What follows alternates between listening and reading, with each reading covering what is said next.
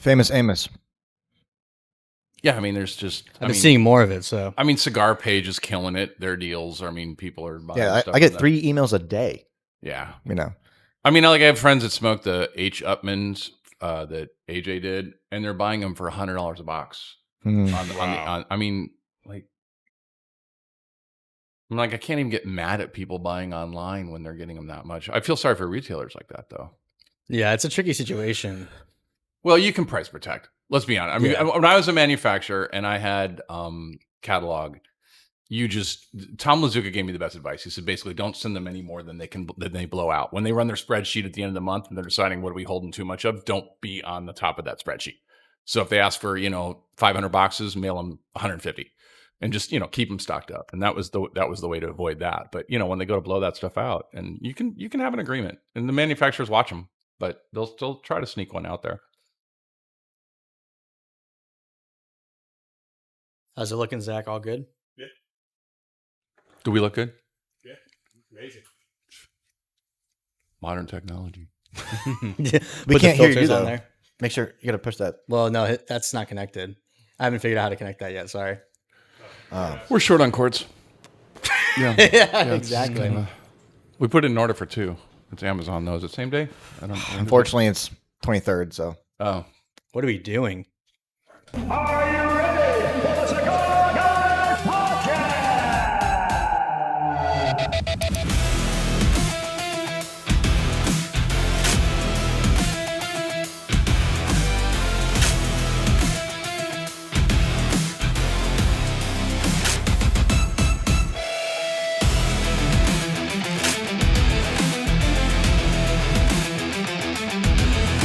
What are we doing? I'll tell you what we're doing, though. We're going to shoot a podcast right now, the Cigar Guys Podcast, to be precise. I'm back in the studio. Zach is behind the camera doing God's work because someone has to. Mark is here with me. How are we doing? Good, how are you? Welcome back, Mark. Thanks. Fantastic. Jared's here as well, of course. Sly comments, as always. And we have a special guest from competing cigar media. Ooh. Fred is here from Cigar Press. How are we doing? I'm doing good. Have we started the show? Yeah. Like we're actually rolling. Okay. Like 30 minutes ago. So if you're just watching the show and you've never seen the show, there are like 17 cameras. The camera adds 10 pounds. So don't judge if you do the math on this. So yeah, hey, thanks, man. Appreciate being here. Absolutely. Yeah. I saw some of your content with a couple other podcasts, and I've seen some of your stuff obviously now. And I figured we'd have some great conversation here on our show. First of all, what are you smoking right now? So I've got the Crown Heads Mil Diaz, the Maduro. Yeah. Big fan of this cigar. I really like this cigar a lot. Yeah, they make great stuff. We were on a Mil Diaz kick for a while. The original releases that were coming out, they make great stuff. I like them both, and I'll get on a run. Like I'll smoke a cigar for like 2 weeks. I'll just be on that one. Like when I go to the humidor, because it's like You kill a whole box in 2 weeks. Yeah, I mean, I do the same thing. Yeah, I do the same thing. Not. I mean, I'll probably like leave like 4. Yeah. Because I'll go at least go through half the box. Like if it's a 20 count, you do 15. You're like, okay, let's take a break. Right. Yeah. He has to intentionally leave 4. Otherwise, you would have gone through them all in 2 weeks. Like I'll do the layer thing. So like I had got a hold of the original Las Calaveras, and I'm like, okay, I'm only gonna smoke the top layer, like and then I'm like, now I'm in the second layer, and then I'm like, okay, I'm not gonna smoke any of these, and then I'll smoke a couple of those, and then I found a hidden layer with 4 more cigars underneath it. So I'm like, it was like a win. One of my biggest struggles is keeping cigars long term, because as soon as you open that humidor, you're like, this stuff looks good. Let me try that. It's not worth it anymore. I used to do that, and I do have some. I do have some that I'm like, I need to light one of these up. But you got to smoke them. Yeah, absolutely. Yeah. What are you smoking, Mark? Smoking the Basic cigar, the Habano. Of course, absolutely. Jared's finishing up something. A Bandolero Serie A. Oh, I love that cigar. Yeah, it's great. Yeah, really solid cigar. You had the premium, I imagine. Yeah. Fantastic cigar. I'm smoking the Hoot and Young Jack Carr, actually. Came out recently. This is like my 3rd or 4th one. Very good. Shout out to Hoot and Young. Yeah. Of course, always shout out to Hoot and Young. What? We're going to get to know Fred a little bit, talk about some other topics, and of course, we're just going to have fun with it.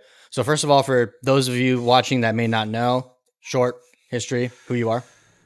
I'm Fred Rewey. There we go. No, so I feel like it's an intervention, So I've been in the cigar industry for, 14 years. Smoked cigars, just enjoyed cigars, started a brand. Built the brand, sold the brand, did nothing for a while. Did some videos, still was in the industry, still going to the events, still hanging out, was still invited on shows, even though I didn't have a brand anymore. I'm like, kind of felt like, who am I? Why am I here? And then I decided to do the media. I was kind of having fun at the media side. So I bought half of Cigar Press Magazine as opposed to starting everything from scratch. And it was a good fit because Thor has been around since 2007 magazine. And then we have different styles. He's like the absolute real writer. And I'm the guy that just screws around and has fun in the industry. Yeah, that's pretty much how we are. We pretend we know what we're doing and we have fun at the same time. Right. There you go. Well, I mean, that's really what the industry is, right? I mean, we don't need to be pretentious. I mean, everybody just wants to hang out and have a cigar and solve the world's problems, go home, and then come back next day and they're all screwed up again. We talk about it. Absolutely. No, I think a big part of the cigar, especially the media side, is people like tuning in live or tuning in to like the virtual cigar lounge and just hang out and talk to each other. And that's kind of like the cool aspect of the cigar media per se. Is none of it's really too like unobtainable, meaning you can talk to these guys behind the camera and stuff like that. Right. Get to know them.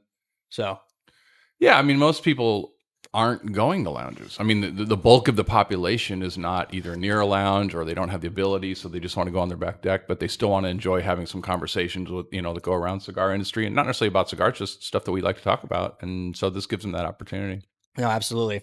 And there's a lot of great media outlets out there now. I think more than ever, that barrier to entry is kind of low. So people are getting involved and doing their own spin on it, their own style, whether it's more laid back or super professional. So do you think there's too many? Look at this. We just turned the interview on him. I know. Wow. That was good. I love when this happens. Wow. You stumped Alex. Oh, sorry. I think that the answer would actually be no, because I think the more outlets there are, the more we can kind of expand to people outside of the actual cigar smokers. Right. I was talking about this earlier. I think that the main objective the industry should have as a whole, like the media side too, is trying to find ways to get new people involved, like people that don't smoke cigars. Because when we started on TikTok 3 years ago, we had a bunch of people coming in saying like, I've never smoked cigars, but I kind of thought about it. So they started watching our content and getting more involved in stuff. So I think doing that is actually beneficial for the industry as a whole. That's fair. What do you think? Do you think there's too many? It's a tough question, right? I mean, I don't think there's too many. I mean, if you're talking about the industry, then I think it's good. I think anything that gets more people talking about cigars, more people interested. Look, you're either in an abundance mentality or a scarcity mentality. I believe that there's enough out there to go around and stuff like that. And I think you gravitate towards different personalities. It's like saying, is there too many, cheeseburger places out there or something like that? I'm like, no, I like this one. You like that one. I think as long as everybody's approaching it in a professional manner and not giving out misinformation, then I think it's fine. So follow-up question to that then, do you think that there's too much of the same thing or the same style in cigar media when you just kind of look at it broadly?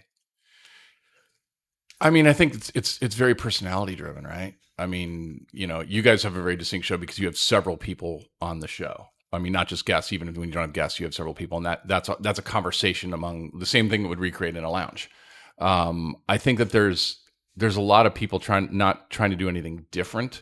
Like, we don't need another guy that's sitting out there analyzing the cigar. We don't really need another interview with the guest that's only talking about their latest cigar and how they have the best tobacco in the world. So I think that, you have to find a way to be unique and be different. And if you're able to do that, then I think there's a place there. Yeah, I think listening to someone on the internet talk about cigar reviews, it's like everyone's doing that. So I think I agree with you. We have all different personalities, different backgrounds, different jobs.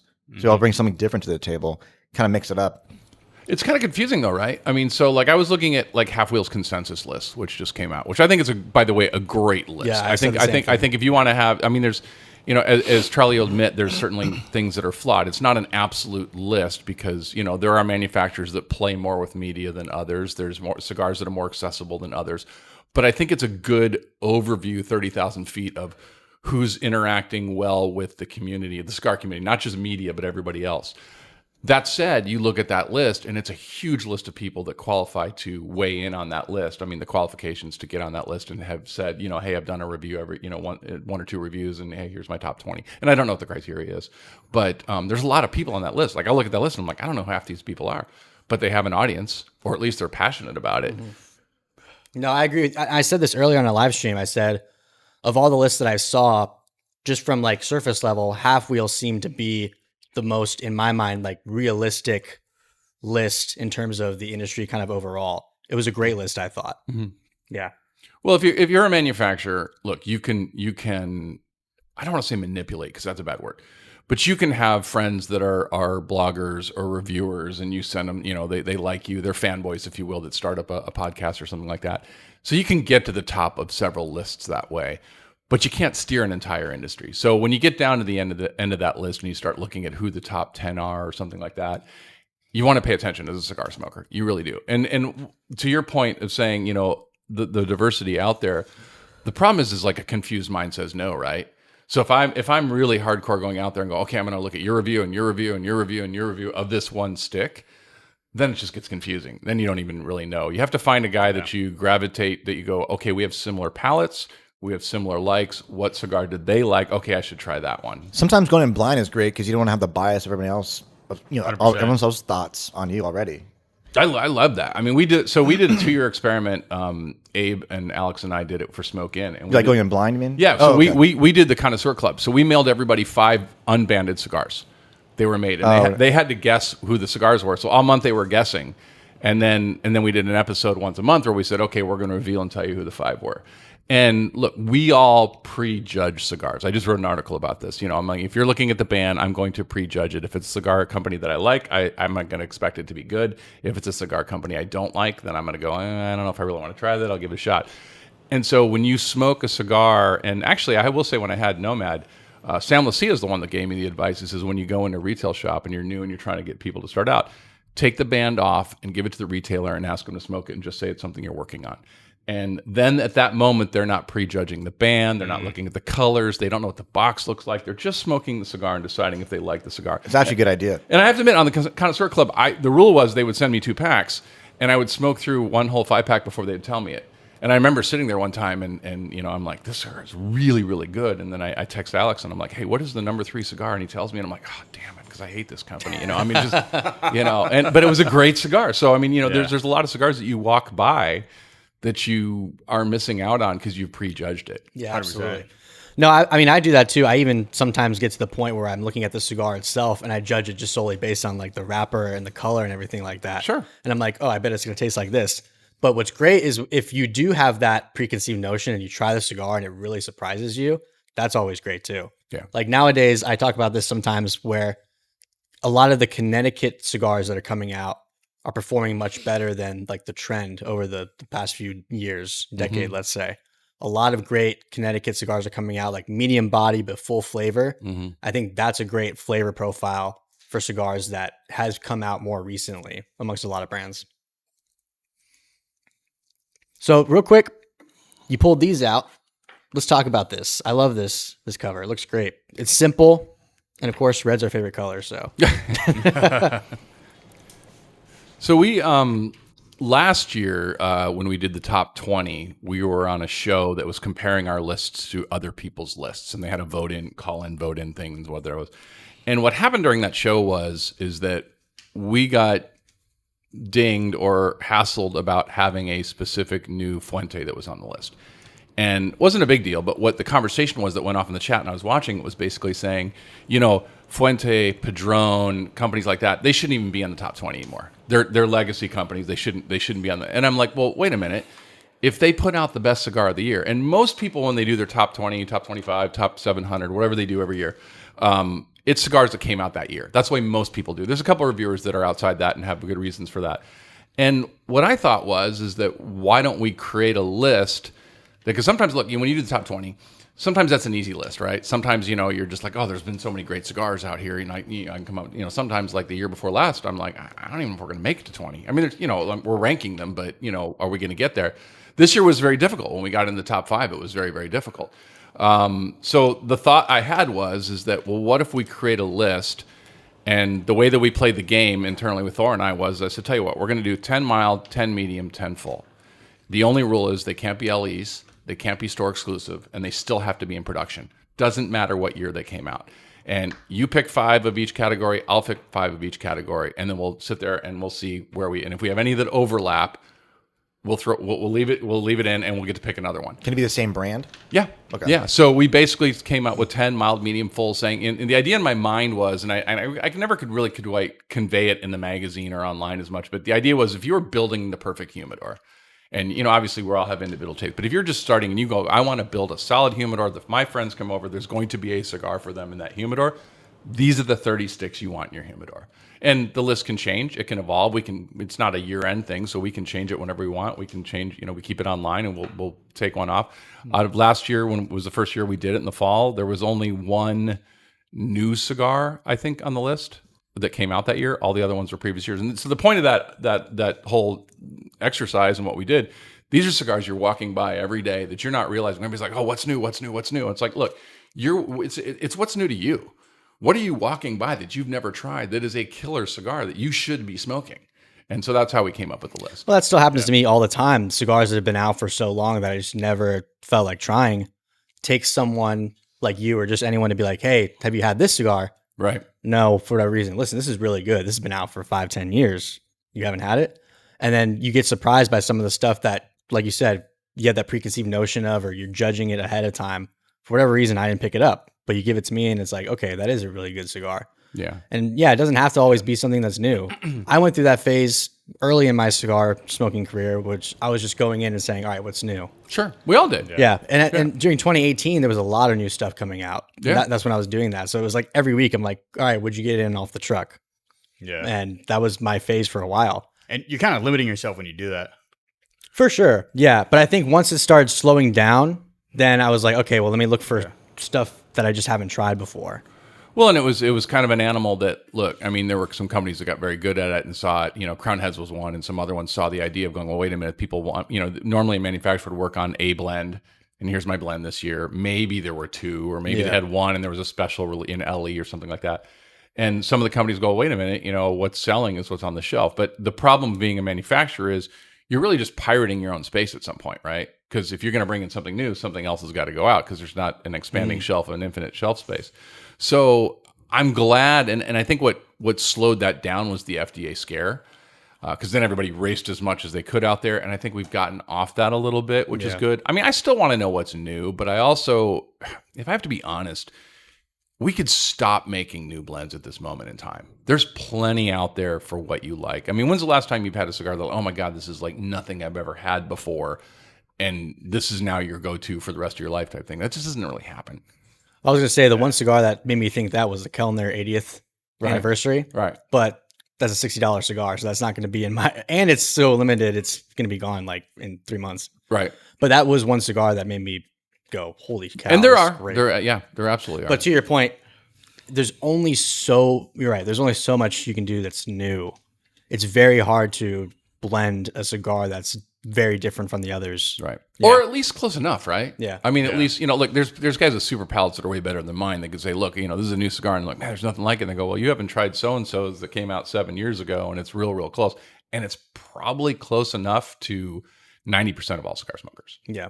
And I think, too, the one thing that the industry does have going for them is since the tobacco is always going to change every year and every decade, there's still going to be room to kind of change things, and things will evolve over time or devolve. So you have to kind of be on top of it and say, okay, how do we reblend this to either keep the same thing going or make a new blend that's at least different from the last like 5-10 years, something that's kind of new and fresh. I think that's a big mistake that the cigar industry made. And I have to credit this to Hanky, not for purpose of name dropping, just for purposes of saying that, like, he's the one that told me this. We were at dinner at Saga, and he basically said, where we screwed up is that how come we're not treated like winemakers? Nobody expects a winemaker to have the exact same wine out every year. Yet, if you release a cigar in a blend, you're expected to have that exact same cigar year over year over year, despite the fact that everything is changing. I would say more than grapes, but that would probably be wrong. But the tobacco is changing, and you can get certain tobaccos or not, or maybe it was a heavy rain year or light rain year, whatever. You've got so much tobacco for so many years. So we're kind of held to a standard that is impossible to maintain. It is a great point that I never thought about, actually, because when you open up your 2019 bottle of wine versus your 2020, you're almost comparing them, and you're like, oh, this one's different in this way. It's got different flavor in this, whatever. But that's what we're people okay like. with it. Right. We're okay with it. Yeah. Yeah. That's what people like about it. But with cigars, it's like, oh, this one didn't taste like last year's. Right. Like, for example, the Amazon Basin, the first thing that I was seeing from just different people online was like, oh, this wasn't as good as last year's, or it tasted different Right. from last year's. So that's what I kept seeing. But you're right. That is a standard that the industry is being held to, where it's like, well, sorry, it's not the same. I think it's just how we market our cigars, because there are cigars that have the years on them. Like there's some the Fuentes have some years on them, or the Opuses. I mean, and so Yeah. you don't expect that to be the same every year. But when you just have like Well, collectors don't. Like in Europe, Yeah. they're better about understanding the year, but I think that's coming off the wine thing, right? Where they're just Yeah. kind of going, okay, this year's different that year. But even if guys put out, like, Huber put out the Las Calaveras, and it was a great cigar right out of the gate. Second year was different. He said it was different. I mean, it was a different cigar. But everybody's like, oh, this wasn't as good as last year. Well, if you hadn't smoked last year's, you would have thought this was the best cigar. So it's just, you're comparing something that it's not even fair to compare it to, because he's already told you this isn't the exact same cigar. But then, to your point, I mean, when cigars do change, I mean, they're going to change. Yeah. I get what you're saying, though, Mark, because it's, if you do it from a marketing standpoint where it's like, here's our 2020 edition, here's our 2021 edition, then more people are maybe okay with the fact that it's a different cigar. It changes a little bit. Yeah. I also think there's a lot of cigar smokers that they like to stick to just one thing, so they don't want it to change. You know what I mean? Right. I do think that's changing with the newer generations. Yeah. 'Cause I think a lot of the older generations were the guys that would smoke the same cigar every single time. Oh, same box, same size, Yeah. same brand, Same whatever. everything. And now everybody, again, not to use the wine analogy, but I've used it before. It's basically, what am I in the mood for? What have I eaten? Is it morning? Is it afternoon? Is it evening? Did I have a big steak dinner? Am I pairing it with a single malt? So now the average humidor has, 10 to 12. If he's got a desktop humidor, he's got 10 to 12 different ones in there, depending on what his or her mood is. Yeah.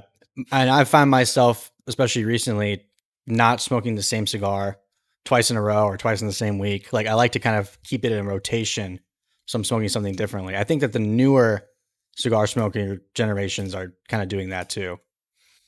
Yeah, I don't know. I mean, we're in a position where we kind of have to smoke different cigars too. Like that, if I didn't have somebody send me cigars, I'm like, hey, you gotta Right. review the cigar. So would I cycle through as many as I do? I don't know, because sometimes you just know what you want, right? We were Yeah. talking about this earlier. It's like Yeah, I was sometimes gonna I'll say, go through half a whole box, box, yeah. Yeah. Yeah. For me personally, I think that as a consumer, I've always gone in and tried to find something different, or at least keep a rotation. And that's just me personally. But of course, there's still going to be people that are box buyers and want to smoke like Yeah. one or two of the same thing. I feel like people in their 30s, we're more used to like trying new things, like especially when it comes to like craft beers or like whiskey or everything like that. The millennials. So I feel like cigars are kind of the same thing for us. There are a lot of people our age to where, they're just more willing to try everything out. That's fair. Yeah. Yeah. I also think it has to do with it's like a time commitment thing, right? Because like a beer, like if you don't like it, you could just slam it down and get another one. With cigars, it's like I thought you meant toss it. Wow, yeah, it's just but like with cigars, like you're kind of committed. You know what I mean? So that's why I guess some people are more scared to venture out. You don't just light a cigar and toss it if you don't like it. Exactly. Yeah. So You don't? you got an hour commitment. Do you know what I mean? if you have a cigar you don't like, how much will you give it? I have to really not like it. Yeah. And then like if I'm an inch in and I still don't like it, and I mean really don't like it, then I'll toss it. Really? Okay. Yeah. It has happened. It's very rare though. I mean, you have to like intentionally make a bad cigar. Right. And I think you got to go out of your way to make a bad cigar right Yeah. now. Like I think you got to like really be trying. Yeah. I'm not saying it's a great cigar. I'm just saying I mean, I can probably count on one hand in the last 5 years how many just truly unsmokable cigars that I'm just like, okay, I'm You want to name drop a few, or Yeah. No. I do have a funny story though. I'm not gonna say what it was, but I was smoking one. I was at a cigar bar and I was outside, and it was unsmokable. And did someone give that to you? You purchased it. someone gave it to me. See, and yeah, that's and what so but they bought it. And so fuck this guy. I said to the guy, I said, this is really bad. And one, it should have been the clue that he wasn't even smoking the same cigar I was. Yeah. So I'm like, that should have been my first clue. I'm like, well, this is so good. You want me to try it? Why are you not smoking this? But okay. Do you guys still talk today? Or Oh yeah. So I smoked the cigar, and I'm a third into it. And again, I try to give every cigar its due. If not, I'll try it more than once, because maybe it was my palate or something like that. And finally, I just can't smoke this thing. So there was a curb across the way that for whatever reason, I'm just like threw it over into the curb area where the grass area was. And I'm like, I gotta get another cigar. So I go in, I come back out. And we're sitting there for about 5 more minutes, and this homeless guy with a shopping cart comes by. And he's like Wow. looking around where everybody throws all the cigar butts. Yeah. And he sees mine. He picks it up and sees it's still lit. And he takes a puff and he goes like this and he throws it down. I'm like, that's how bad that cigar was. I felt validated. I'm like, even the guy that's picking up off the ground. So, but I can really count on one hand how many were just like outright unsmokables. But I'll try to at least get a third into it. That's how we should determine if cigars are really bad. Is we just give them to homeless people and see if they. I take don't them. feel like the homeless meter is something we want to push. I just don't feel like that's gonna help us at all in anything. No, but to be fair, like when you just brought it up, there's certain cigars where if someone gives it to me, I will immediately regift it to someone else because I'm like, 100%. Really? oh, 100%. There's a few. Wow. Oh, you mean okay? So you know what the cigar tastes like already? Okay. All right. Yeah. No, yeah, not. Yeah. If it's something that I've never heard of or I've never tried, I'll try it once. Right. But yeah, I'm right. saying like if you give me a certain cigar that I know I don't like, I'm like, here you go, Mark. Yeah, that's fair. That's fair. I do that. I have 4 tower humidors at home, and there's like some in there that I just know that I'm just never gonna smoke. Yeah. You have like the section for friends that come over that don't really smoke cigars and they're like, oh, I want to try one. You're like, okay, here you go. Ruined No, experience. but I do have in my golf bag, there are 2 different travel humidors. There's one in the left pocket, one in the right pocket. And I will tell you if you ask me for a cigar, you want the right pocket. Because if there's a guy that just like, oh, I haven't had a cigar forever, I don't know. It's like, oh yeah, there's a thing in the left pocket there. Grab one, grab That's like whatever you want. not your friends. No, My I pocket don't, is no your they're friends. not bad cigars. They're just not like, I'm not going to give you a over-the-top great cigar if you don't smoke very often. Yeah, I mean, makes sense. Yeah, you got to work your way especially up on a to golf that. course. Yeah, exactly. I mean, you're out there in the sun playing golf. Like, even I'm not going to smoke like one of my prized possession Right. cigars. I'm going to Right. get something that's long and good. Yeah. But I'm not going to smoke like the Alfonso out there. Me Kellner, personally. 80, Foundation, 10-year. Yeah, Jared's addicted to those. Oh, so good. I just went to buy some the other day and they weren't available. They didn't have it. They sold out. I'm on my second box, but I'm not going to finish it. Yeah, sure. He bought the big box one too. Yeah, Jared was privileged to get the 10 count and the 20 count. Very Fantastic nice. cigars. Very nice. You had it, right? Yes, You did? but I Okay. went to go buy more and they were all gone. So Yeah. I got to get some more. I'll let you know where to get them. I'll hook you up after so no one snipes it. Right, in the middle of the show. Yeah, exactly. We're gonna go out. It's not. This isn't come out till Saturday, Yeah, so we- you have yeah. 3 Oh, days. I got 3 days. You had I 3 got 3 days. So we kind of talked about it, kind of hinted at it maybe, but I wanted to get your thoughts on this. Do you think that as cigar media, it is possible to be honest and unbiased while maintaining like partnerships or relationships with certain brand owners? Like we talked about the list a little bit, reviews and stuff. Do you think there's a way for cigar media to maintain honesty and integrity while still having those relationships with certain brands? When you say relationships, are you saying relationships or are you saying the fact that they're paying you to advertise Mainly, or well, media? mainly the paid advertisements. Yeah. I think it's a challenge, right? I think that I don't believe in pay to play, and I think everybody gets to make a decision. And some guys are clearly, hey, if they're paying me, I'm going to say their stuff is great. Our position is more. I don't want to put out a horrible review of anybody's cigar, whether they are a partner or not with us, because I just don't think it's good for the industry. But I will tell them that. I will say, hey, you know what? I smoked this.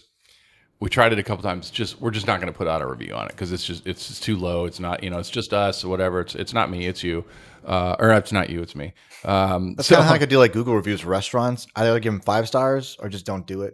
'Cause I don't want to hurt them. Yeah, I mean, I think that's how you handle a relationship with it. And if having been on the manufacturer side, if someone didn't like a cigar, I'd want them to call and tell me. Yeah. I don't want to Yeah. like pull up a review and go, publicly. you gave me, private. you gave me a 65 or something like that. So, but I think you can. I think that you have to decide. Are you? So our slogan among our partners is: you don't need a place to advertise. You need an advocate.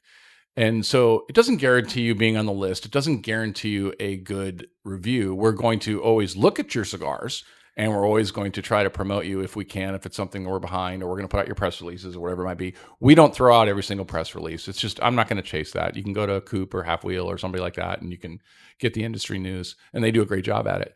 But I think you can. I think you can absolutely, as long as it's professional and you're not just trying to bash people, because there are media guys out there that they're just trying to torch somebody. They're just trying to do it, or We do that with acid cigars. Yeah, or there's guys that will sit there and just throw somebody under the bus because their ratings are in question or their top 20s in question. So they'll throw one way under the bus and go, "Oh, this was horrible," and they'll just pick a sacrificial lamb in the process. But I think look, we all want the same thing. Yeah. Right. We all want good cigars. We all want to be able to smoke and talk about them. Yeah. I think my position on it from like our side is we'll definitely work with a brand if we like the product and like the brand in general. So the way I look at it is if you want to be like a paid partner, so to say, we have to obviously like your stuff, because the last thing I want to do is push something that I actually don't like. So like pay to play, for example, if you're just paying me to promote your cigar, but I don't like it, it's not going to happen because I don't want to. It's your reputation. That exactly. Yeah. It's my reputation, and I don't want to steer people the wrong way. Because too, if I tell you, smoke this cigar and you smoke and you're like, this is terrible. Right. How does that make me look? Right. And also, I think I'm doing an injustice to the consumer at the same time. Yeah, I'd agree. I mean, we'll have people that we won't promote or we won't partner with just because I just don't like their cigars. It doesn't mean they're not good for somebody else. It's just I can't get behind it. Yeah. Exactly. You got a few names? You and the names. Jared's like the psyop of the show. He's like trying to get people in trouble. Yeah, he loves naming names. We can always edit it out later or bleep it out. Yeah, sure. This is not my first show. This is not my first show. And now, a quick word from our sponsors. What if every cigar was considered vintage? What if every cigar that we made was that perfect experience? And so that passion drove us to create Sans Pareil, a cigar without equal. The inspiration between Sans Pareil is 100% all about quality. Everything that we enjoy in our cigars, everything from the tasting notes to the burn, to the aroma, to the way the cigar lights, to the packaging, everything is focused on Sans Pareil cigars. And that's where we came up with our name, Sans Pareil, which is French for without equal, unparalleled. And we take every cigar that we make to that level, making sure that if it isn't something that inspires you to do something more, then it's not part of the portfolio, and that's what drives us every day. Do you think that, obviously, like you mentioned a few media outlets that are very much news-oriented, very much like matter-of-fact or cigar reporting, cigar whatever. Do you think that the cigar media space is going to continue with that? Or do you think that there's a big push for more of the like entertainment side of it, where you still keep the cigars involved, but you're focusing more on entertainment and not so much informational and strictly educational? I think it's definitely gone in the form of entertainment. I think that you only need, how many sites do you need that are reporting press releases? Right. How many, so I mean, like I love Half Wheel, I love Coop, and they're kind of a little bit more industry trade for me than they are necessarily consumer, although they deep dive on some stuff that is incredible for consumers as well. But I think that we don't need 50 news, reporting the news, because, I see the press release on this site, then I see the press release on this and this site. So it devalues all of them. So I think we only need a couple of those. I think it's definitely entertainment.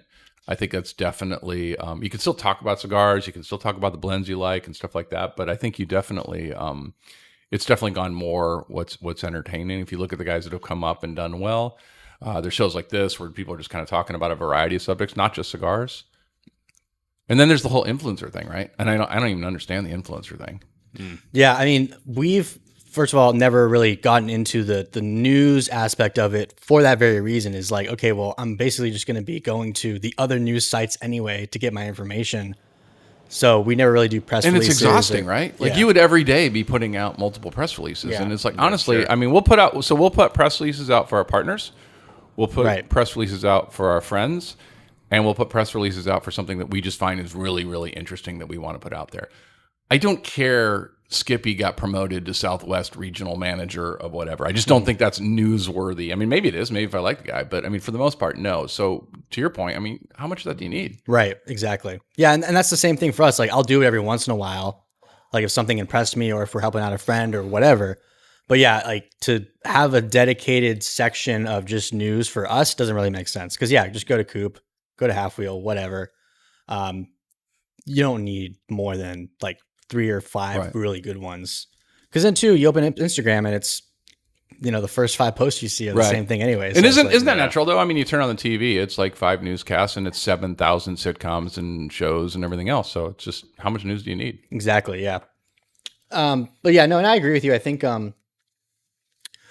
it's definitely going more towards the entertaining side of things, especially for newer media companies and personalities coming out. I mean, part of the reason too is I think it'd just be hard to compete with Half Wheel and Coop like out of the gate if you're going to tackle the news aspect of it. Yeah, you got to be a little different.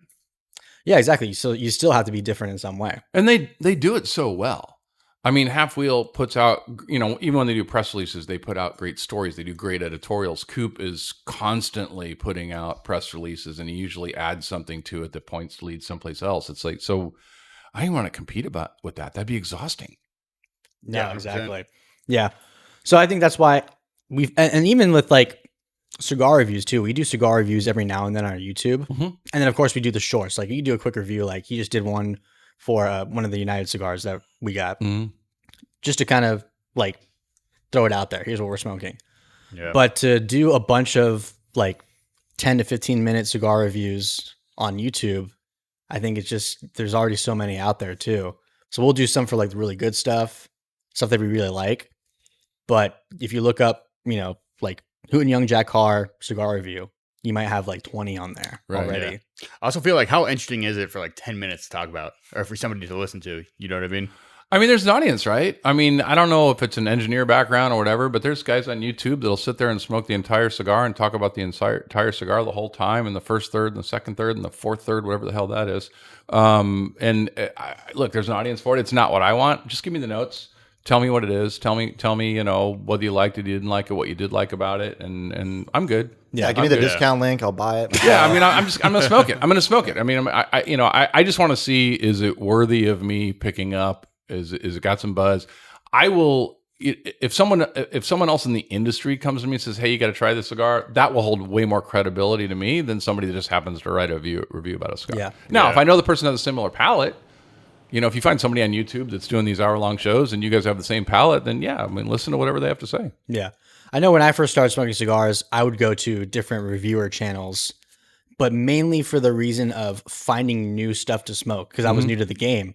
So I'd go to like, Cigars Daily back when it was both of them, even like JR Cigars, like just different personalities that were out there to kind of learn what brands were out there and what cigars were out there. And then kind of take an overview of what they said about it. At the end of the day, was it a good cigar? Then it's like, cool. Now I got a couple more to check out. And is it good for you? I mean, you don't know if you have the same palate or whatever. I mean, I did a post today that was about, all the colorful Skittles and all the other stuff that's in cigars. And I just don't taste that stuff. I mean, I guess I'm not sophisticated enough. I don't know. You don't get Skittles when you're smoking cigars? No, I don't. I get tobacco. You get a Granny Applesmith apple? No, I do not. We had a review on our cigar one time. The guy said it tasted like Granny Smith apples. You know what? I mean, look, flavor. I mean, I think that it didn't start out that way. I think some of it I think is legitimate. Some of it I think is people just embellishing. And then a lot of it really is, what's your childhood memory that you have that somehow at that moment just something pierced through your taste bud that reminded you of eating Cheerios at 4 years old or whatever. Yeah, I understand the basic like summary of notes. You get cocoa, coffee, whatever. And sometimes I have experienced like Cheerios. I'm like, what is this? Like this random note that comes to mind. But I might be the only person that relates that flavor note to Cheerios or whatever. I mean, I had a review when I had Nomad one time. It was funny. I was reading the review and it was all these different flavors. They got this and they got boysenberries from the south side of the hill or whatever it was. And just, I'm going through all this. Boysenberries? Yeah, I don't know what it was. And in the conclusion, it got a good score, but the conclusion was, although this wasn't a very complex cigar, and I'm like, how could it not be complex when you just named 700 flavors you just came up with? I mean, it had to be complex by very nature of what you just said. But I don't know. Do you like complex cigars? Because I'm a big fan of like a constant flavor throughout the whole cigar itself. I do not like drama in cigars. I like to have the experience generally be, the same throughout. I mean, sometimes you'll get like a guaranteed 45 minutes. Yeah, I mean, sometimes you'll have, like a Figurado or something like that will change a little bit because of the amount of tobaccos, and I'm okay with that. But I don't want a Willy Wonka experience of the first third was, raisin, second third was chocolate, third was Kool-Aid. I mean, I'm not looking for drama. I just want to relax and enjoy a cigar. Yeah, that's fair. Because I know that there's still a bunch of people that hold complexity or changes in each third like to a standard where they're the opposite of you guys, where it's like, well, this cigar was linear or it stayed the same all throughout. Right. So I don't like it for that reason. But if it's a complex blend, if all the tobaccos are playing well to each other and complementing each other, why do you need it to change? Right. Like, I don't eat a ribeye steak and go, oh, I hope the other half of the ribeye tastes different. I mean, That's good, actually. No, I agree with you though. Me personally, I just want a damn good cigar. right. So for me personally, I'm not super biased where if it changes or not, as long as, like you said, if it complements each other and the cigar just is good all the way through, then that's an A in my book. But yeah, I'm not searching for like, you know, lime in the first third and like wood in the second third, Yeah. birthday cake in the final third. I always see it as like strength. Like for me, usually like the strength will kind of change. Yeah, depending. yeah. Sometimes. Well, I mean, some guys will front end the Ligero, right? I mean, some will put more Ligero up front. I mean, when you sit there and you roll the cigar and you have it and you tear off the ends or whatever, where you put them in the tobacco, where you put that tobacco back in is very specific. And some guys will actually put it in the front, and you'll get more Ligero up front. Some guys will spread it evenly through. Some guys will have no Ligero at the very end, so your palate kind of cleans out on the very, very last part of the cigar. So it just depends. Yeah. Like I had the Punch Diablo, and that starts off like super spicy, and then it just like gradually mellows out towards the end. And what point is your palate also getting used to it too, right? Yeah, it's that's like true. having like one of those like sour candies, and the first one you take is like, it's like lightning went off in your mouth, and then all of a sudden you're eating them and they're all fine. So at what point does your palate adjust to it? Yeah, that's true. I don't know. Like your tolerance went I don't have better. an answer. Yeah. There's no answers on the show. I don't even know which camera to look at. There's like, I'm like, is that my There's camera? Is that 17, my there's camera? I 17 don't- cameras. This is remember. your camera. Oh, that's actually. my camera. That's you're my camera. Okay. But yeah, even I was talking about this earlier too. Like at this point, when you smoke so many cigars, like if you give me a cigar that's full strength, it's going to be more like medium plus for me. If you give me a medium strength cigar, it's probably going to be like, you know, mild medium Okay. for the most part. Yeah. Because you're just so used to it. When you start soaking cigars for the first time, though, you know, if I give you a cigar that's full strength, a lot of people are just like, you know. So would you where's say your you're home? more of a medium plus smoker? Actually, I've now become more of a mild medium Okay. smoker. So I started out full body, full strength. Right. Like Padron Maduro was my first cigar. So I started in that Wow. kind of portfolio. Okay. Right out of the gate, you're in it. And then I flipped to Davidoff, which is like the complete opposite portfolio. So in the first year or two, it was like full strength, you know, Maduros, darker cigars. Now I've kind of graduated, or I've moved towards the mild medium, smoother, but still flavorful kind of cigars. I go through phases. Like every couple months, it'll kind of change. I feel like people miss out. People that like, I would say I'm generally going medium plus. I mean, that's kind of my wheelhouse. Like when we did the 30 list, the medium was the toughest category for me to go 5, and then I'm trying to steal some of Thor's slots too, because I'm like, I can't get narrowed down to 5. But I think some of the medium plus or fuller bodied smokers, and I'll give you credit for this, they've given up on the milder ones. And mild doesn't mean it doesn't have flavor. And so like if you just take Nicaragua versus Dominican Republic, Nicaragua definitely has, their tobacco has more spice to it. It's definitely more of a spice to it. Dominican has more of the floral notes. And so if you just say, hey, I'm only going to smoke stronger stuff out of Nicaragua, then you're missing out on some really good breakfast cigars, or some really good cigars when you're smoking all day and you want to, dial back. You don't need everything to be, a plus. And you're missing out on some really good subtle nuances that occur in the mild and medium. And to your point earlier, I think that the blending in the mild, the mild plus category has gotten a lot better now that they're crossing borders and, even more so and grabbing tobaccos and going, hey, I mean, when I made a Connecticut Fuerte a long time ago, and everybody's like, oh, you can't put Ligero in a Connecticut. People freak out. And I was told not to make the cigar, and it ended up being a really good seller. But my idea was, look, I'm not saying I want a strong cigar. I'm just saying I want a little bit of flavor. I don't want a cigar that I don't taste anything out of. Yeah. So interesting. Someone told you to not do it, then you did do it, then it turned out pretty good. Yes. Yeah, I was told absolutely do not make that cigar by both the person, a retailer that was there when I was down in Nicaragua at the time, and then a couple other people that were pretty high up in the industry. They're like, hey, this is great, but it won't sell. Do you know what I'm going to ask now? Who was it? I'm just kidding. After the show. Answer? After the show. No, but yeah, I mean, I think that's the paid part of the subscription. Yeah, the Patreon. We're going to do the Patreon show. The Patreon, We'll bring you back on for the Patreon show. We just started our Patreon this year, so we're going to be doing a monthly after show. So maybe we can bring you back on for one of those if you're up for it. Oh yeah, Yeah. Still not giving out names though. Close enough. What I was going to say too is I think that because brands were coming out with more of these cigars that were mild, medium strength, but still had that great flavor is what put me on to smoking more of that style of cigar. Mm-hmm. Because yeah, for me, my perspective was like, well, I want all this flavor, so I'll go for that medium plus full strength kind of flavor profile because I was chasing flavor. But now with all these new cigars coming out that are mild or even mild medium that still have great flavor, that kind of put me onto it. And I was like, okay, I could still enjoy like 5 of these a day and not feel like I'm burnt out or anything. Yeah, I will 100% chase flavor over strength. Yeah. 100%. So, I mean, look, if someone only wants a strong cigar, you don't have to use that grade of tobacco. Just put enough Ligero in there, and they're going to be fine. They're going, wow, this is really strong. It's got a lot of Ligero, and you can use some of the cheaper tobacco on the rest of it, But it's harder to make a mild or medium cigar and have a lot of flavor. And same thing as full, by the way. I like people that will push the strength as far as they can before they sacrifice flavor. To me, that's when you hit that sweet spot. Yeah, I genuinely do believe that flavor, at least personally, should be the number one like contributor to if a cigar is good or not. Which I think for the longest time is why I wasn't a fan of a lot of the reviews or the rankings, is because it was strictly on like construction and appearance and stuff like that. But I think flavor should hold a big part in your personal review of the cigar, because obviously since flavor is subjective, we can't really use that too much in a review or like a ranking. But just ranking and reviewing a cigar solely on construction is probably not the best way to go about it. Well, I mean, let's be honest. Construction needs to be okay, for sure. I mean, sure. So to me, I don't even like when I look at reviews. I'm not reviewing construction. Is it burning? Is it fine? Is it But what gets me, and I wrote about this the other day, is like, when the guy's like, well, I had to touch it up, and I'm like, okay.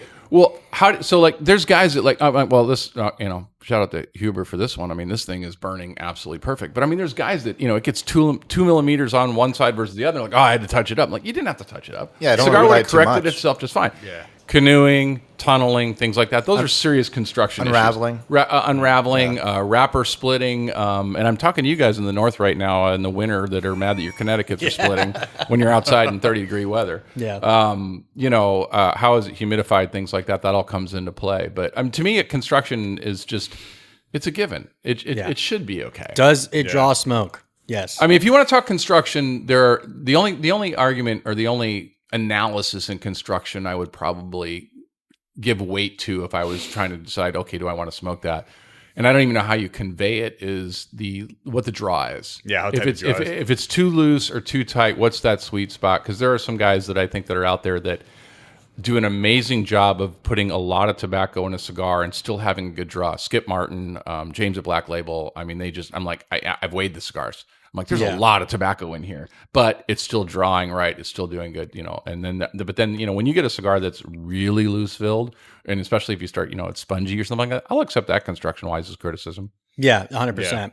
Yeah, because I mean, for me, it's like, am I getting a good draw? And it's not too tight, it's not too loose. Right.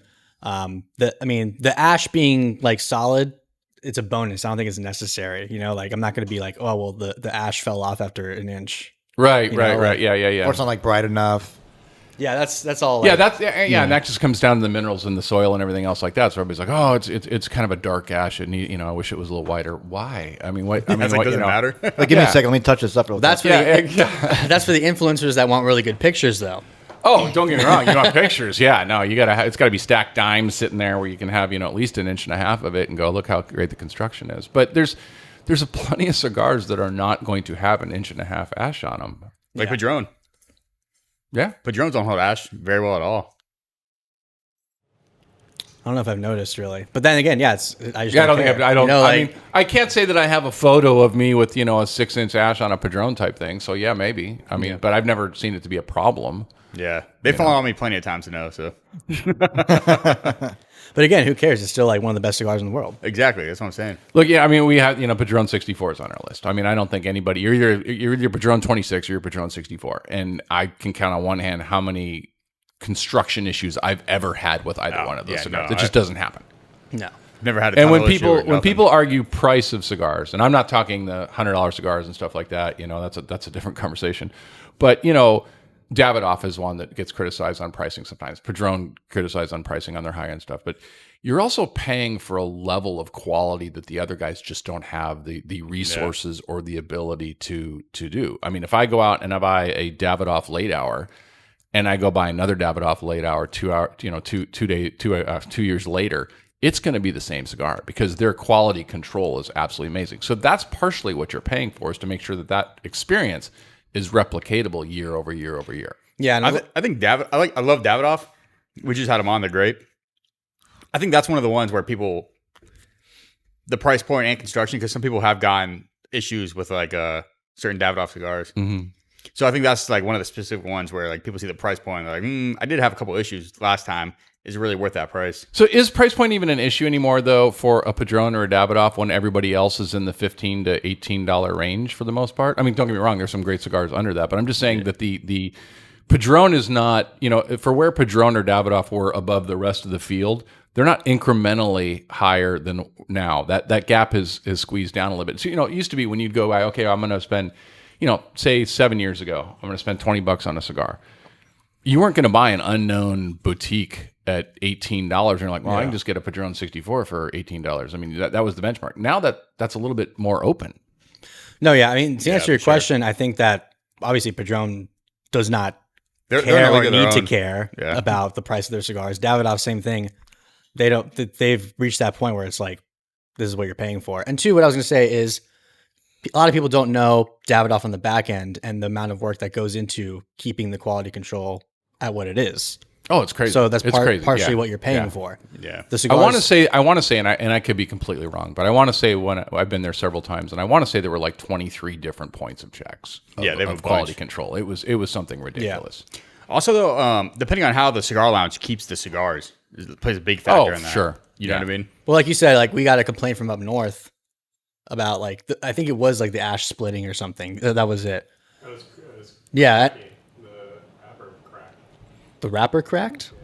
Oh, I thought it was. They were smoking. Oh, anyway, but yeah, the humidity / temperature is going to have, an effect on the. Was it cigar a too. No, Connecticut?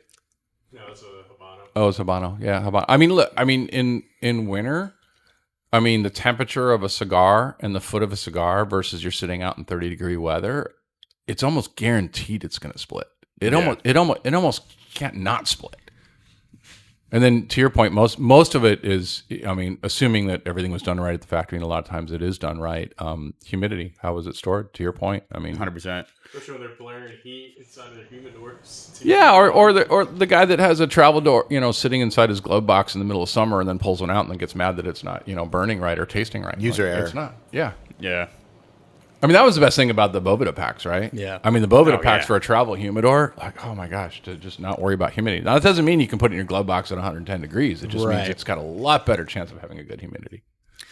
No, yeah, I mean, shout out to Boveda because it's like set it and forget it for the most part. Oh, yeah, it's as long as it's in your house, Amazing. Absolutely amazing. then you're fine. I mean, no one's going to be keeping their house over 80 degrees or anything. I mean, like I'll that. throw one in my travel doors in the golf bags, and they'll last 6 months. And then I see the guys online. They're like, "Oh, I can rehydrate it. I can soak it in water." It's like, dude, it's $3. It's $3. It's $3. Just go buy another one. I tried that one time. Like, I just put a bunch of them in distilled water just to see what happens, but it's never the same. Like, they never actually fully No, I mean regenerate. it'll puff back up, but then it doesn't have that ability to go both ways as Right, much anymore. yeah. So Yeah. yeah. And It's not again, the for same. $3-4, it's like why? Especially these buy a aren't. new So, one. it's not like you're needing a new one every week. I mean, if you put it, let's put it this way: if you put it in a travel humidor, and it's not lasting for 2 months, then your humidor is probably not sealed. Yeah. That's probably what it is because they don't dry out that fast. Well, we've had Tupperdoors, airtight Oh, Tupperdoors, and Tupperdoors are the amazing. Bovedas legitimately lasted a year and a half. Yeah, I have some at home. I have some sitting in Tupperdoors, the little tubs or whatever like that, and they've been in there. To your point, I mean, over a year. And now there might be like 4 of them in there, but just fine. Yeah. Yeah. Especially like we get the big ones, the 360 or whatever it is. The pillows. 320, yeah. Yeah. I mean, forget about it. Those will last forever. I mean, if they made me like Boveda underwear for New Orleans in that humidity, that would be great. This would be a great Gold Bond would have nothing on them. This would be great for the trade shows. I think they should really invest in that. I think so. I think so. Someone should make a cooled like travel humidor. A cool travel humidor? A cool what? Like a cooled travel humidor. Like battery powered? Yeah, for like Florida. So you can just leave it in your car and it'll be fine. Yeah, I don't know what it would take to have a actual cooling system. I mean, you could do a fan easily, but an actual cooling system? Yeah, you'd be lugging around one of these electric humidors here. Yeah, right. But on a small scale, I feel like it could be done. I think it could be done. Now for Zach's sure. going to do it. Battery powered or rechargeable? Get an aerospace engineer on it. Isn't it battery powered regardless? I know. You could have a battery powered one that's connected to your cigarette lighter. So when your car is off, it'll last. But when Yeah. your car's on, it Yeah, but is that enough power to keep it going? depends how long. I mean, are you camping in Moab or something that you need it? I mean, just take it out of your humidor wherever you're going. It can handle the daily travel. This is the 1% niche of the 1% niche. And someone will 100%. buy it. Someone will buy it. You get on that. I think you gave El Septimo his new idea for no. whatever he's going to do. I hope he It'll be does- $10,000. Yeah, didn't he come up with the ashtray that was the cooling ashtray or something like that? Like the the air. ice at the bottom or Yeah, something. yeah. Because What's the point of that? Because your cigar was too hot. Like if it sat on this cooling ashtray. I mean, You're just smoking too fast. I haven't played with the ashtray, so I have no idea. Maybe it's the best thing ever. Maybe I his don't know. cigars were burning too hot. I have no idea. He's smoking too fast. That's the problem. No idea. It's like those glasses that have the notch in them. It's like I'm a grown ass man. I can hold a glass and a cigar at the same time. I don't need the little Yeah, notch they're- in there that just. When we first That's a started, we got gimmick. a bunch of those sent to us, and we were like, "Ooh, this is cool." And then I don't even know where they I are did review anymore. one. I did review one. I'm like, don't be that guy. Don't have that glass. You never use it anyways. It's a like- great Instagram shot, though. If you're an influencer, you absolutely need one of those glasses. You can put it there and have it's a great Instagram shot. Yeah. Yeah, I usually Or you just just put rest it right on top. Yeah. Yeah. But then you can't do that when you get to halfway. Then you just rest it in there.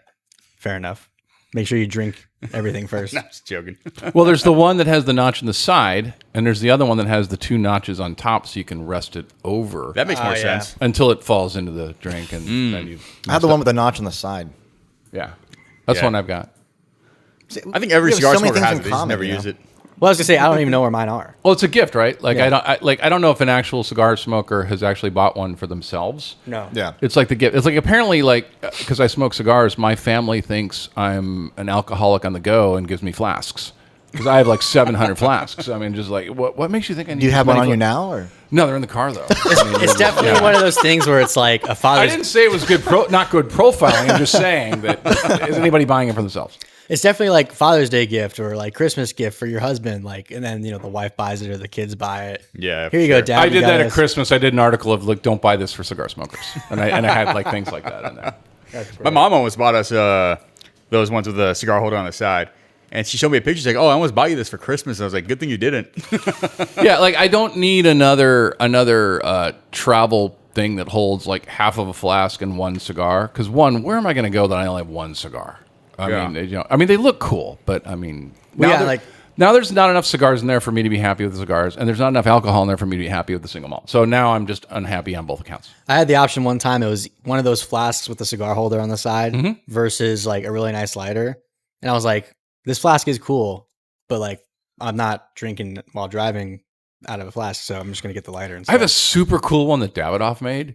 It's the black one that spins open and holds two cigars, and the whole center of it's a flat. I've never used it, but it's cool as hell. Dude, that's some cool stuff they make. Oh God, they do. Absolutely. I have a little Absolutely. briefcase that has it's like a travel humidor and it's got a little ashtray in there. Do you have one of the locking humidors? I've got one of those, like the giant ones that actually have a code on no. it. Yeah. Or you do your thumbprint and it opens up. It's cool. Like if James Bond wanted a humidor, that's what he would get. Don't have one of those. No. Maybe next time. Yeah. Alex, You can have mine. I don't use it. you don't pull up to the lounge and like, deep. Yeah. I guess you got to be really worried about the people you're with, that they're going to steal your cigars or something. I don't know. Yeah. It'd be funny if you bring that to the lounge and there's like the cheapest cigars in there. I've seen people bring them to the lounge. I've seen people bring them. Yeah. That's the next video idea. It's just like the cheapest cigars in there. You walk in with a suit, like all dappered up, pull out this nice briefcase and just like You get the factory smokes in Yeah, there. it's full of It's a Boys. exactly. Final question that we can dive into: do you think that the cigar media should challenge the industry more? That's a good question. I mean, what topic, right? I mean, it depends. But I think that there's we should be allowed to have real conversations. And this actually came off somebody that did this recently. I don't know if that's where you're going, but a couple months ago, he brought up some real issues that I think were worthy of having the conversation. And there was a lot of pushback in the industry for him bringing that up. And no, I'm not going to name names. And but look, I think we should talk about real issues in a problem-solving way of trying to figure out how to solve them, not necessarily just to shoot at people for no reason. Yeah. But yeah, I think we should be able to talk about real issues that are out there. And I think sometimes we don't because, again, to your point earlier about are we more entertainment or are we more news? I mean, if we're entertainment, then nobody wants to hear about, well, California did this week or somebody else did this, So, but I think it's good for everybody to be aware. Yeah. I think the question came up just from the perspective of like the opposite, where it's like we're just not at all criticizing and we're just kind of like what is the term I want to use? Like, I don't want to say meat riding, but that's kind of what Like I'm yes going with men. it. These are all good cigars. Being yes men, yeah. Like not doing the opposite. So, where like, it's what would be a everything's topic? great. What would be a topic that we would say should we call the industry out on? I would say like, I mean, something simple would be like this certain brand just doesn't have good cigars. Like, are we going to continue to, Like or maybe Gergo. let me put it this way. Let me put it this way: over exaggerating on how good the cigars maybe really are, like putting them on a super high pedestal when they really might not deserve to be there. But they're not there for you. I agree. They could be for somebody else. I So agree. I mean, so I look at it more like if you want to have serious conversations. So I look at like when Nicaragua was looking at the tariffs and things like that. Everything at the retailer is keystone, and I had a conversation with Abe on his show about this because we're talking about. I'm like, at what point do you just not automatically double the price of everything that comes to the country? Because that's basically the way everything comes in. And look, there's a lot of cost to run a lounge. I think you should go to a lounge, you should buy a cigar, absolutely, because they got to keep the lights on, they got employees and everything else like that. But at some point, we start looking at pricing and stuff like that. But who gets to decide what price? It's what the market will bear. But also, I guess something that you kind of brought up with the tariffs is maybe brands or companies that take advantage of the tariffs and they increase the prices maybe more than they should have. Maybe that might be a topic. It that could be can, but criticized. you don't know their books. You don't know what they control tobacco. So I mean, that may happen, but they could also. I mean, I don't know how you do that. I mean, look. The answer to your question is yes. I think we should be able to call out things that we think are not necessarily above board or something like that. But trashing a brand because you don't like the brand. No, I don't think that. I mean, you can say that in your own show. Yeah. You can say I don't smoke these or that or whatever it might be, and that's your opinion. And I think you can. Yeah. I think it's from the perspective too of like, kind of like what I said earlier. I think when you're solely reviewing cigars based on like construction or stuff, but you're not willing to take into account maybe like the flavor profile or the flavor itself of it. Then you're not reviewing cigars, Right. Then you're really not reviewing cigars. Yeah. If you're just blanket giving everybody a 92 because they sponsor you or something like that, then yeah, you're not. That's kind of what I mean. But I don't know how to call anybody out on that. Right. I don't know that that's not the cigar that they love. Yeah. Back to your point about the tariff thing, I think that's why people like Steve Salka so well too, is because he's super open about it on his Facebook. He's like, hey, these tariffs are happening. I don't know what's going to happen. You know what I mean? Or he's like, yeah, I'm having to raise my price this much because it's costing me this much. And I don't know if you have him on Facebook, but he's like super open about everything. Oh yeah. Who doesn't have him on Facebook? Yeah, right. Yeah, we've talked about it. I mean, and I think that's a fair way to put it because I think the guys that same thing when the FDA was going on, nobody really knew exactly what was going to happen with the tariffs. Nobody knew. I mean, that could change on any given week, right? So I think people like Steve and people like that were very just going, look, I don't know what exactly is going to happen. I know it's costing me more here, and I have to raise some prices, and I think that open communication helps.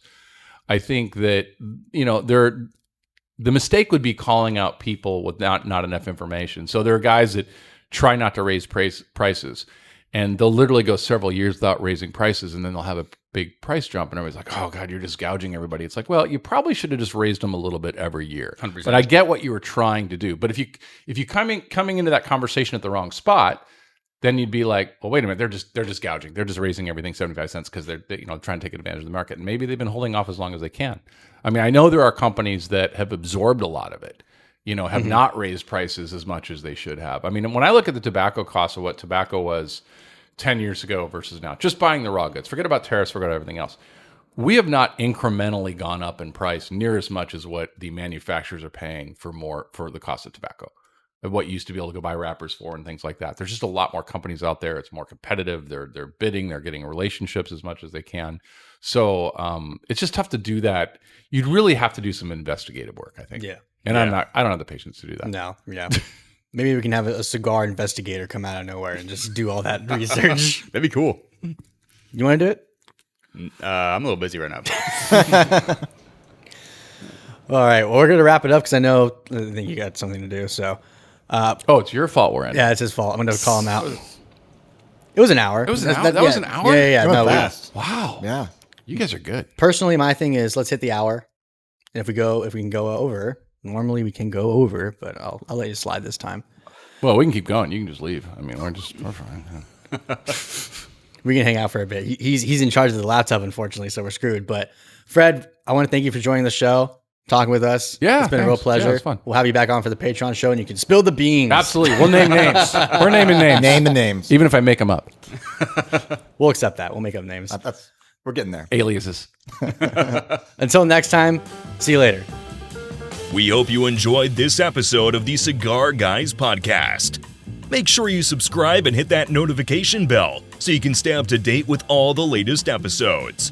Looking for short-form content? Check out all our social media accounts in the description below. And now, a final word from our sponsors. What if every cigar was considered vintage? What if every cigar that we made was that perfect experience? And so that passion drove us to create Sans Pareil, a cigar without equal. The inspiration between Sans Pareil is 100% all about quality. Everything that we enjoy in our cigars, everything from the tasting notes to the burn, to the aroma, to the way the cigar lights, to the packaging, everything is focused on Sans Pareil cigars. And that's where we came up with our name, Sans Pareil, which is French for without equal, unparalleled. And we take every cigar that we make to that level, making sure that if it isn't something that inspires you to do something more, then it's not part of the portfolio, and that's what drives us every day.